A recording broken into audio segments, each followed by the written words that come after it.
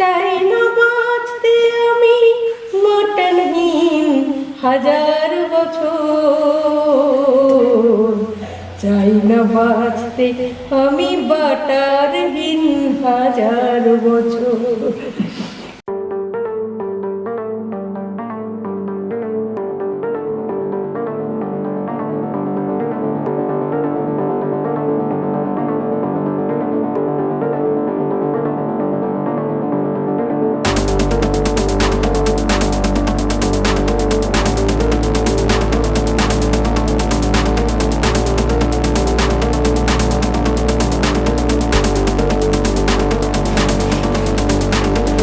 নমস্কার, আমি গরিকা, কলকাতা ক্যানভাসে তোমাদের সকলকে স্বাগত জানাই কফি হাতে।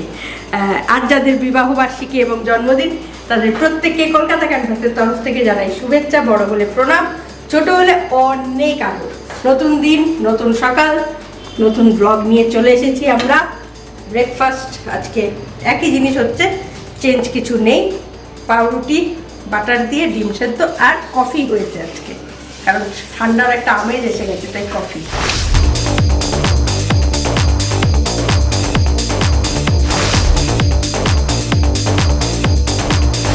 একদম।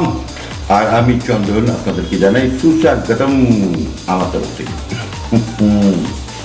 তো ব্রেকফাস্ট কি আছে? বাটার টোস্ট, বয়েল এগ আর কফি। মিষ্টি থাকলে ভালো হতো, তাই না? আচ্ছা মা, সকালবেলা কচুরি হ্যাঁ নিয়েছো, মিষ্টি মিষ্টি আর না, ইনকমপ্লিট ব্রেকফাস্ট নিয়ে চলে আসে। ভাবুন, আরে সকালবেলা না রোজ এই বাটার টোস্ট খেতে ভালো লাগে না, মাঝে মাঝে দরকার ডাল পুরি, কচুরি, এরকম মানে ভ্যারাইটি চাই। তারপর আমার একটা খুব ফেভারিট জিনিস হচ্ছে ঘুগনি আর ব্রেড, পাউরুটি আর ঘুগনি, দারুণ লাগে না? সঙ্গে একটা অমলেট, ভালো। এসব মোটর দোকানে পাওয়া যায়, বাড়িতে তো হয় না। কি কি সুন্দর ঘুগনি বানায়, আলুর দম, আহা! রাস্তায় বেরিয়ে ওই রাস্তার পাশে যে ওই যে দোকানগুলোতে, চায়ের দোকানগুলোতে মেনলি হয় আলুর দম, ফাটাফাটি, হেভি টেস্ট। হ্যাঁ, হেলদি, হাইজেনিক, এই ব্যাপারগুলো খুঁজতে খেতে হবে না। তাই ওইগুলো খেয়ে বহু মানুষ হাজার হাজার বছর নয় না হলেও অনেক বছর বেঁচে থাকে, হাজার হাজার বছর, অনেক বছর বেঁচে থাকে, আর হাজার হাজার বছর মনে বেঁচে থাকে ওইগুলো খেয়ে। এরা এসব স্বাভাবিক কাজকর্ম, সাহেবই কাজকর্ম না। রুটিটা সকালবেলা উঠে করতে পারি না, আর তাছাড়া রুটি আরতি করার কথা, কিন্তু সবসময় আরতিকেও বলা হয় না, ঘুম থেকে উঠতে দেরি হয় আমাদের একটু। চিনি দাও বেশি করে। বাটার কোথায়? এটা বাটার টিপটিপি, কোন জুস মাখি জুস বাটার আমার পছন্দ হয় না। ওরকম বাটার লাগায়, বাটার এমন লাগিয়েছে দেখবেন দুর্ভিক্ষ লেগেছে বাটারে। যত সব বাটার নেবেন এরকম এরকম, এই নেবেন এই নেবেন, নিয়েছে দেখো।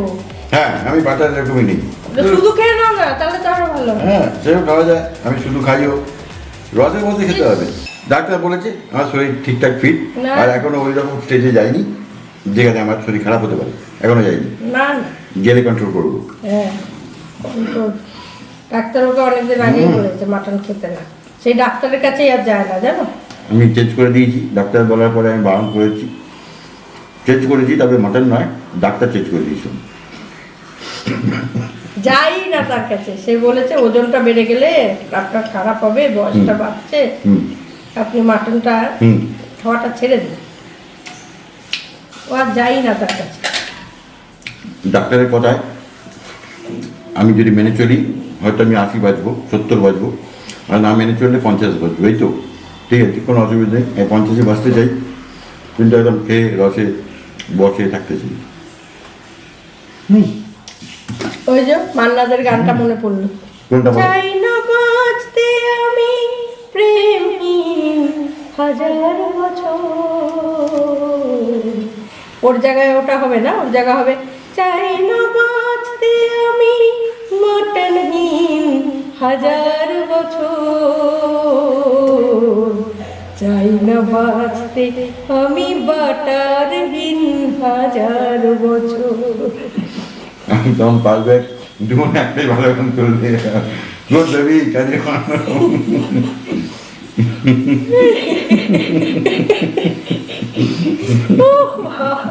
সত্যি মটন মটন একদম। এই নিয়ে পাগল হয়ে যায় ও। কেমন কেন খবরটা বলতে হবে না, ফুড অ্যান্ড ফাইন শরীর, কাল কি হবে ভেবে আজকে শরীরকে কষ্ট দেওয়ার ঠিক মানে বিন্দাস খাও খাও, আর এইসব খেলে টেলে না মন ভালো থাকে, আরো বেশি চাইও পারে। আবার এই ডিম এক পিস দিলে ওর ভয় লাগে, হ্যাঁ।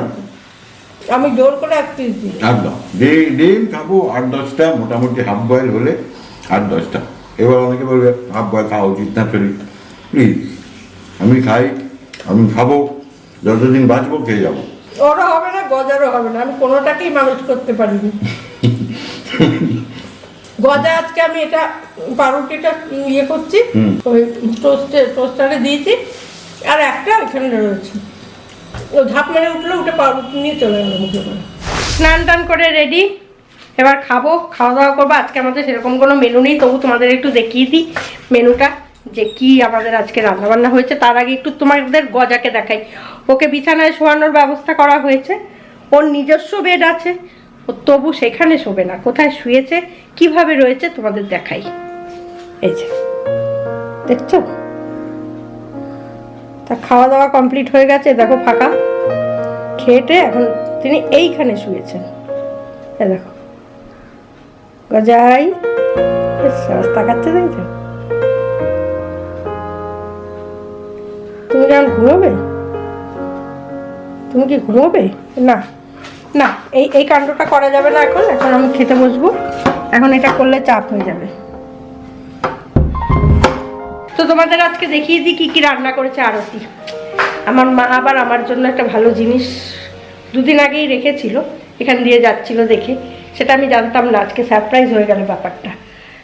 তো কিন্তু আজকে আমার খাওয়াটা খুব মুশকিল, আবার একটু মধ্যপ্রদেশের গন্ডগোল দেখা দিয়েছে। দুদিন ধরে সমানে এত চানা খেয়েছি যে চানার চোটে আমার একেবারে অবস্থা ঢিলা হয়ে গেছে। যাই হোক, তোমাদের তো দেখিয়ে দিই কি কি রান্না হয়েছে আজকে। এখানে রয়েছে ভাত, মুসুর ডাল, এটা হচ্ছে পালং শাক, আলু পেঁয়াজ কলি ভাজা, বাটা মাছ ভাজা চন্দনবাবুর জন্য আর মায়ের জন্য, চাটনি, আমার সেই সারপ্রাইজ চিংড়ি মাছ। কদিন ধরেই চন্দনের ইচ্ছে জাগছে যে সে ইয়ে খাবে, তোমার ওই ভাজা ভাজা মাছ খাবে, ওর নাকি ঝোলের মাছ ভালো লাগছে না, তো সেই কারণে যাই আনা হচ্ছে ভাজা খাবে। আর চিংড়িটা তো খায় না, ওর জন্য আমারও খাওয়া খুব একটা হয় না বড় চিংড়ি। তো মা এখান দিয়ে যাচ্ছিল, টুকটুক করে হাঁটতে হাঁটতে গিয়ে এক পিস বোধহয় রেখেছে, 3-4 দিন আগে বলছে রেখেছে, সেটা আজকে করিয়েছে।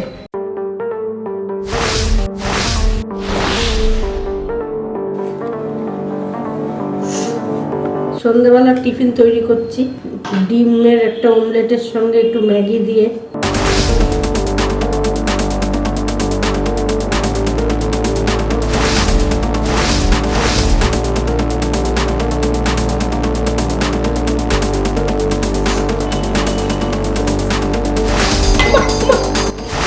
দেখছো, দেখো কিরকম, দেখো দেখো অবস্থাটা আমার অবস্থাটা দেখো শুধু, কিভাবে আমি কি করছি, কাজকর্মের অবস্থা আমার কি অবস্থা। যাই হোক, ওদিকে ম্যাগি বসিয়ে দিয়েছি সেদ্ধ, আর এখানে ডিমের অমলেটের যে ইয়েটা ডিমটা সেটা ফেটাবো। তো কি কি দিয়ে ফেটাচ্ছি সেটা আগে বলে দিই। ধনেপাতা কুচি আছে, লঙ্কা কুচি, capsicum yellow, green, red, tomato, আর এখানে পেঁয়াজ কুচি আছে। তো আমি এখানে নেব 4টে ডিম, দুজনে মিলেই খাবো।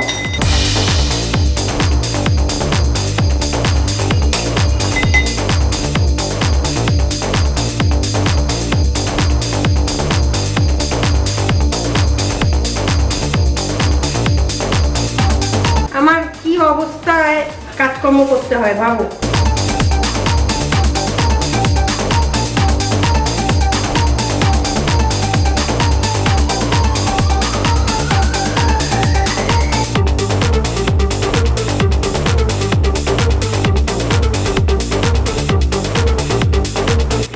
চারটে ডিম আমি ভেঙে নিলাম, এর মধ্যে নুন দিচ্ছি, প্লেন নুন।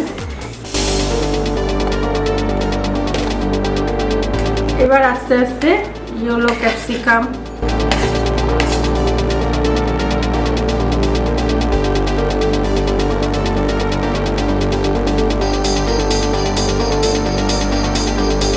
আর একটু গোলমরিচের গুঁড়ো এটার মধ্যে দিয়ে দিচ্ছি।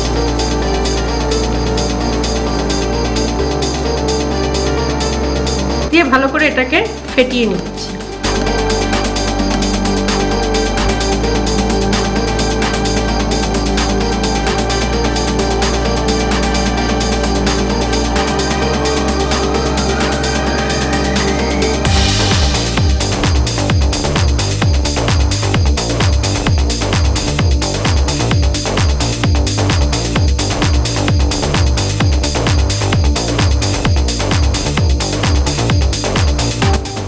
এইটা তো সেদ্ধ হয়ে গেছে, দেখতেই পাচ্ছ।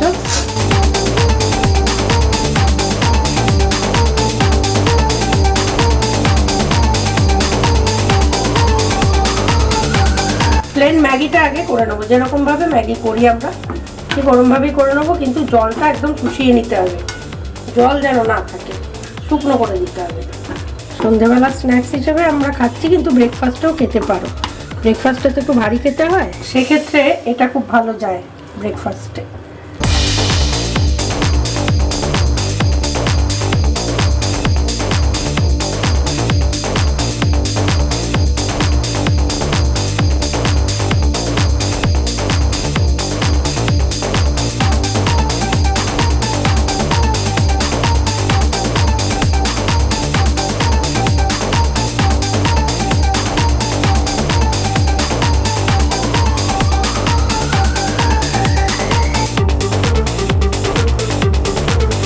সর্ষের তেলেই করব, সবটাই ব্রাশ করে দিই, তাহলে তেলটা সবটাই থাকে।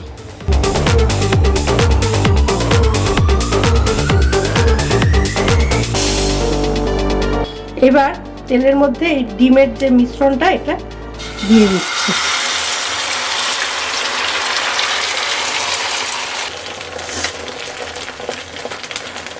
এবার ম্যাগিটা এরমভাবে এখানে দিয়ে দেবো, এমনভাবে দিতে হবে যাতে ম্যাগিটা সব জায়গাতেই পড়ে, মানে একটা জায়গায় দলা পাকিয়ে না থাকে, সেটাই। এবার এটাকে না আস্তে আস্তে যেমন করে আমরা ডিমের অমলেট উল্টোই সেরকম করে উল্টে নিতে হবে, আর ভেতরে এই ম্যাগিটা থাকবে, কেটে কেটে খেতে হবে।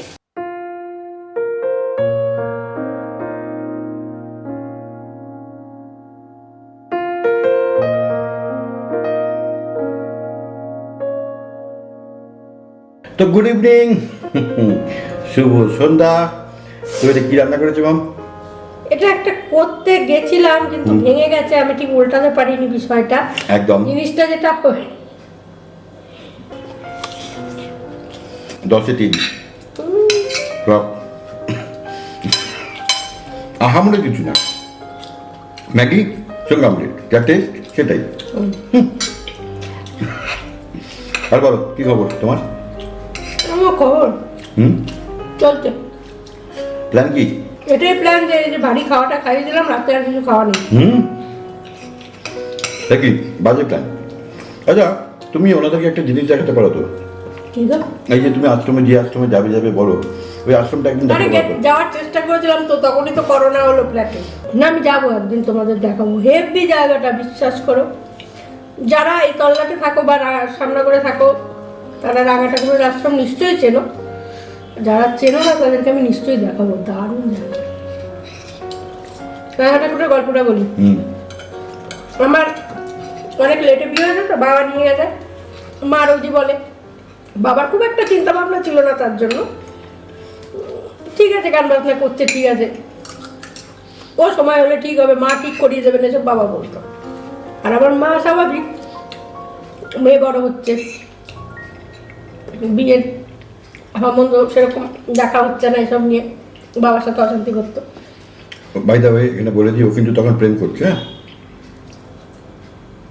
যখন এসব কথা হচ্ছে তুমি কিন্তু প্রেমে আছো।